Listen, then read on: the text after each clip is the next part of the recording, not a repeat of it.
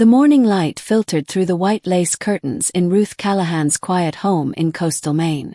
She sat at the edge of her bed, her fingers brushing the fabric of the floral bedspread her late husband loved. Ruth had just turned 70. The word had a certain hollowness to it, like an echo of something far away. Her body had softened, her cheeks creased with the stories of time, and yet inside something stirred, something she hadn't felt in years. Restlessness. Not the kind that begged for chaos, but the kind that whispered of life still waiting to be lived. Ruth had lived in this house for nearly 50 years. Her husband, Daniel, passed away 12 years ago. Since then, her world had shrunk. The neighbors changed. The sounds in the walls became her closest company. She baked, she walked along the ocean path, she sent birthday cards to her grandkids. But she had stopped becoming. One afternoon, while rummaging through the attic looking for an old quilt, she came across a dusty box labeled Ruthie's Things. Her heart skipped. No one had called her that in decades. Inside were journals, watercolors, pressed flowers, and letters to no one. Just emotions she used to write down, wild and soft.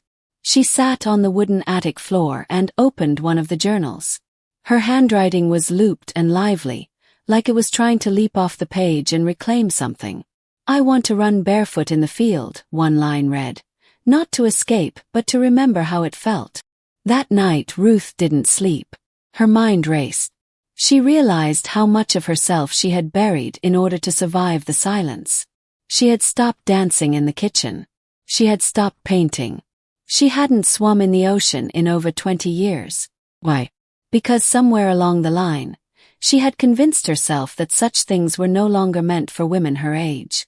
The next morning, she took the journals down to the kitchen table and started rereading them over coffee. She cried. Not out of sadness but out of recognition. That younger Ruth still lived within her. She wasn't gone, only tucked away, waiting for permission to breathe again. The transformation didn't happen all at once. It started with small things. Ruth bought a sun hat with wild pink ribbon. She began walking further down the shoreline each day, letting her feet sink into the wet sand. She stopped declining invitations from the local community center. One Thursday morning, she signed up for a painting class. The room smelled like turpentine and linseed oil.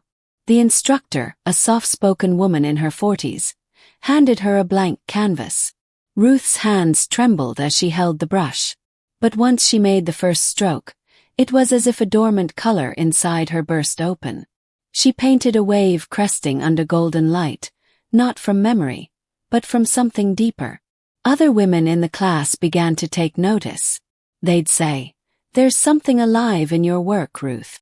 She'd smile but say little. It wasn't about being seen, it was about seeing herself. One evening she stood before her mirror. She had put on a deep blue dress, soft velvet that touched her shoulders gently. Her silver hair, loose and brushed, framed her face. She looked at herself not as an old woman, but as a woman who had known love, sorrow, longing, and resilience. She touched her collarbone, then her lips. "You're still here," she whispered. Not to anyone, just to herself. On her 71st birthday, she invited her daughter and grandchildren to the house. They found her different, lighter somehow. The walls now held framed versions of her paintings.